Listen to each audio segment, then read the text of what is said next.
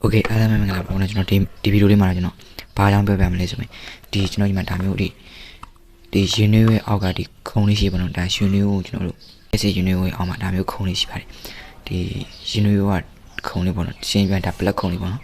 ဒီလိုခုံလေးရှိတယ်ဒီခုံလေးကနေပြီးကျွန်တော်တို့ယူနီကိုအဖို့မှာတင်ပြီးတည်ရတာပေါ့နော်အဲဒါကြောင့်ကျွန်တော်ဒီသူ့ရဲ့ယူနီရဲ့ကျွန်တော်တို့အောက်ကဒီခုံလေးကိုကျွန်တော်တို့ပြင်မယ်ပေါ့နော်ဒီခုံလေးကဒါဘာဖြစ်တာလဲဆိုရင်သူ့ရဲ့ထင်ပဲပေါ့နော်ဒီကောင်နေတာကျွန်းကုန်တာပေါ့ဒီကောင်နေလောင်းကုန်တာဒီခုံလေးပါတဲ့ဒီခုံလေးတွေပြက်တယ်ပေါ့ဒီခုံလေးတွေပြက်ရင်ဒီကောင်လေးကဘယ်ဟာအများဆုံးပြက်လဲဆိုရင်ဘယ်နားလေးကအများဆုံးပြက်လဲဆိုရင်ပေါ့နော်တန်ချောင်းလေးရှိတယ်ဒီမဲ့တန်ချောင်းလေးတစ်ချောင်းတေချာမြင်ရတာမသိဘူးဒီဘက်ကတစ်ချောင်းရင်ဒီဘက်ကနှစ်ချောင်းရင်ပေါ့နော်အဲကောင်လေးကကျွန်တော်တို့ယူနီကိုဖိလိုက်တယ်တော့အောက်ကိုတလို့သူကယူနီကိုဖိလိုက်ယူနီမှာပါတယ်ကျွန်တော်ဒါမျိုးပေါ့နော်ဒီယူနီရဲ့ဒီမှာ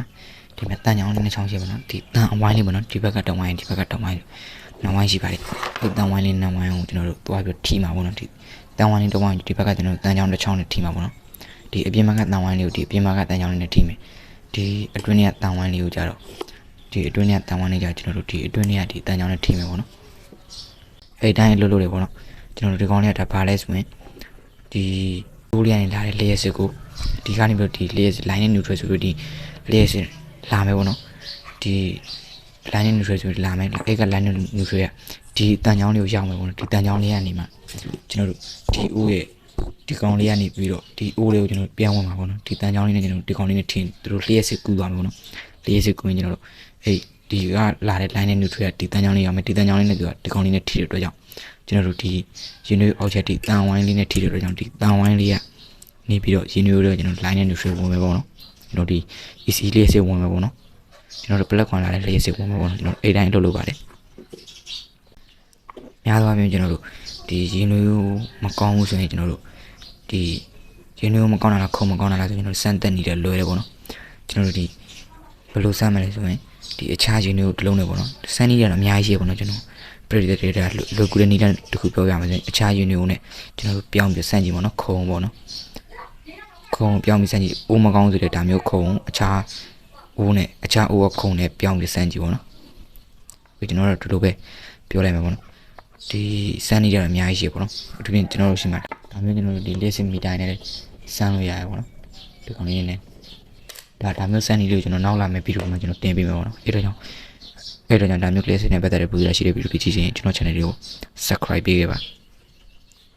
ဒီတန်းချောင်းလေးတွေဖြစ်တဲ့ပြဿနာလေးဘာလဲဆိုရင်ဒီတန်းချောင်းလေးကျွန်တော်တို့အဆန်းတော်လေးကျွန်တော်တို့ရင်းနှီးကိုတင်လိုက်မယ်ဒီတန်းချောင်းလေးတွေဒီအောက်ကိုသူတို့ကဝင်သွားမှာပေါ့နော်အောက်ကိုဝင်သွားမယ်အောက်ကိုနည်းနည်းပေါ့နော်အများကြီးပေါ့နည်းနည်းလေးအောက်ကိုဒီဝင်သွားမယ်ဆိုရင်ဒီတန်းချောင်းလေးတွေဒီဘေးကကော်လေးနဲ့တိုက်ပြီးအပေါ်ပြန်မကန်နိုင်တာမျိုးလေးဖြစ်တယ်ပေါ့နော်အဲ့ကြိုင်လည်းကျွန်တော်တို့ဒီလေးစစ်ကရင်းနှီးကိုတွေကိုကျွန်တော်တို့ဝင်မှာမဟုတ်ပါဘူးအဲ့ဒါကြောင့်ကျွန်တော်တို့ဒီခုံးလေးကဒါဘာမှတော့မပါဘူးပေါ့နော်ဒီနေ့နော်ဒီလာတဲ့ဝါဒီကဝါရပြန်လာတဲ့ဝါရနှစ်ကျိုး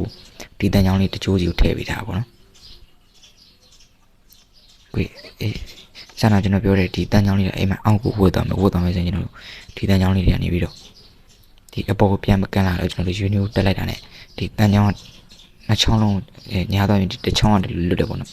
ဘယ်ချောင်းဖြစ်ဖြစ်လို့တစ်ချောင်းလွတ်တယ်လွတ်လိုက်ပြီဆိုရင်အဲ့ဒါကျွန်တော်တို့လေးစင်မှာကျွန်တော်တို့ဒီနှစ်ခုလုံးထိပါကျွန်တော်လေးစင်ကကူးမှာပေါ့တခုတည်းထိတာနဲ့ကျွန်တော်လေးစင်ကမကူးပေါ့နော်အဲ့ပေါ်နေနိုင်မယ်ပေါ့နော်ဒါကျွန်တော်ပြည်သူတွေနားလျောင်းတော့ဒါအကျမ်းများဖြစ်နေကျွန်တော်ရှင်းပြပေးရပါတော့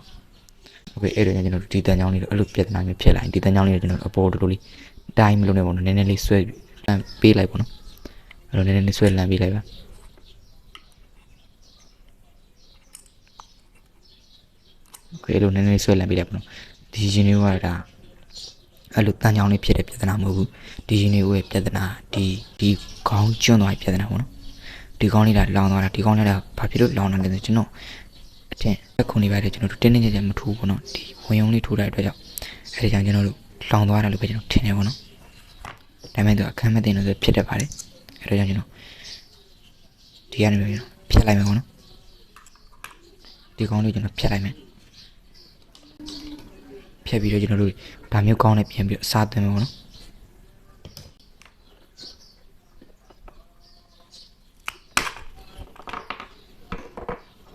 โอเคဖြတ်လိုက်ပါပြီဒီ ဒီဘောကျွန်တော်အစွတ်ကိုခွာမှာပေါ့နော်ဒီဘောအစွတ်ကိုခွာမှာကျွန်တော်နည်းနည်းလေးပဲကျွန်တော်ကိုက်ပေးပေါ့နော်အတွင်းထဲဒီတော့ရောက်သွားကျွန်တော်ဝါယာအမြင်တွေပါပြက်ကုန်နေတယ်ပေါ့နော်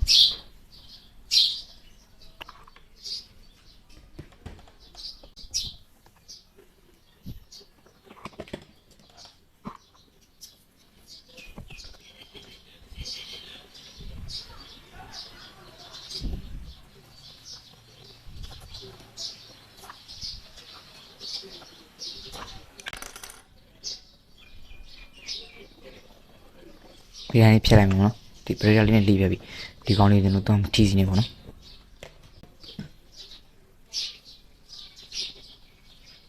ခေါင်းဝါယာလေးကျွန်တော်ထေပြားလေးကျွန်တော်တို့ဒီမှာဖောင်းအောင်နည်းနည်းလေးလိမ်ပေးလိုက်ပေါ့နော်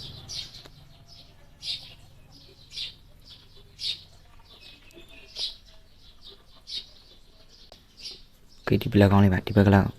က်ကောင်းလေးကိုကျွန်တော်တို့ချက်ဖို့အတွက်ဆိုရင်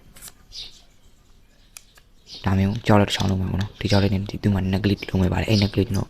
လှည့်ရမယ်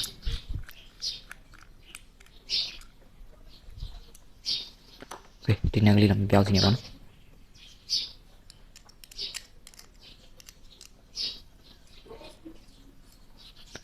ကျွန်တော်ဒီနက်ကလေးကိုကျွန်တော်ပြန်ကျက်တဲ့အခါကျရင်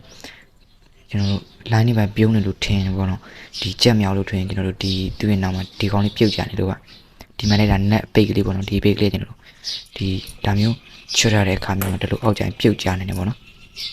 ဒီကြောင့်မယ်နော်ဒါလေးကိုကျွန်တော်တို့စစ်ကြည့်ပေါ့နော်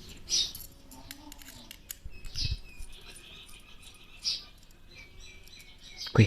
နက်ကိုကျွန်တော်တို့အကုန်မချွတ်ကပေါ့တလို့လေးရှော့ပေးရမယ်ပေါ့နော်ဒီမှာခုနက်ကလေးတွေဒီမှာပုံမဲ့ထွက်လိုက်ပေါ့နော်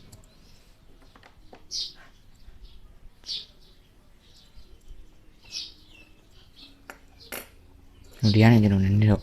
ဟောနည်းတော့ကျွန်တော်တို့ဒီအပေါ်သူ့အစုပ်ကိုနည်းနည်းလှီးဖို့လိုတယ်ပေါ့နော်ဘာလို့လှီးဖို့လိုရလဲဆိုရင်ကျွန်တော်တို့ဒီ line ကြားလေးတိုင်းနဲ့ကျွန်တော်တို့ခွာအောင်ပါဆိုတော့ပေါ့နော်ဒီ line ကြားတိုင်းနဲ့ကျွန်တော်တို့ခွာအောင်ပါလေနည်းနည်းတော့လှီးဖို့လိုမယ်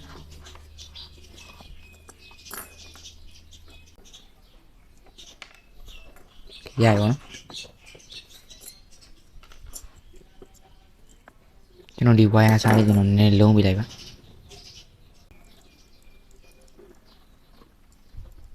ဒီမှာဒီလေးအသင်းမှာကျွန်တော်ပေါင်းလို့မရှိပါဘူးဒီ easy လေးအသင်းမှာကျွန်တော်ပေါင်းလို့မရှိတဲ့အတွက်ကြောင့်ကျွန်တော်ထည့်ချင်တယ်လို့ထည့်အဆင်ပြေပေါ့နော်ကျွန်တော်ဒီအနီကျိုးဟိုဘက်သွားထည့်တယ်ဒီဘက်ထည့်တယ်ဘာမှဖြစ်ဘူးပေါ့နော်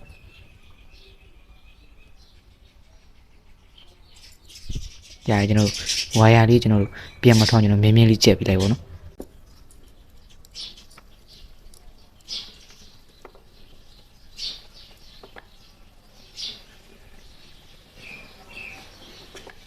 ဒီဘက်ကလည်းကျွန်တော်ထက်ချက်လိုက်မယ်ဒါမျိုးကျွန်တော်တို့ခေါင်းနေကျွန်တော်ဒါမျိုးခေါင်းနေကျွန်တော်မီဒီခေါင်းနေဝါယာဘယ်လိုတက်ကမလဲဆိုမှဗီဒီယိုမှာကျွန်တော်မှာဗီဒီယိုတစ်ပုတ်လုပ်ထားရှိပေါ့နော်အဲ့ဗီဒီယိုကျွန်တော်ဒီဗီဒီယိုကျွန်တော်နောက်ဆုံးမှပြထားမယ်အိမ်မှာကျွန်တော်တို့နှိပ်ပြီးဝင်ကြည့်သွားလို့ရတယ်ပေါ့နော်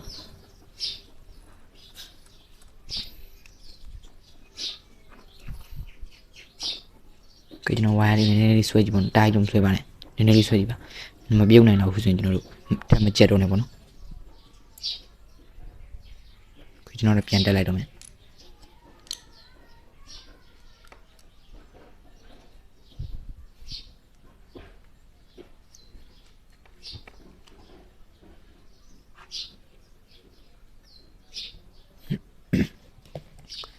ကျွန်တော်တို့ဒီနက်ကလေးကိုလည်းကျွန်တော်တို့ဒီ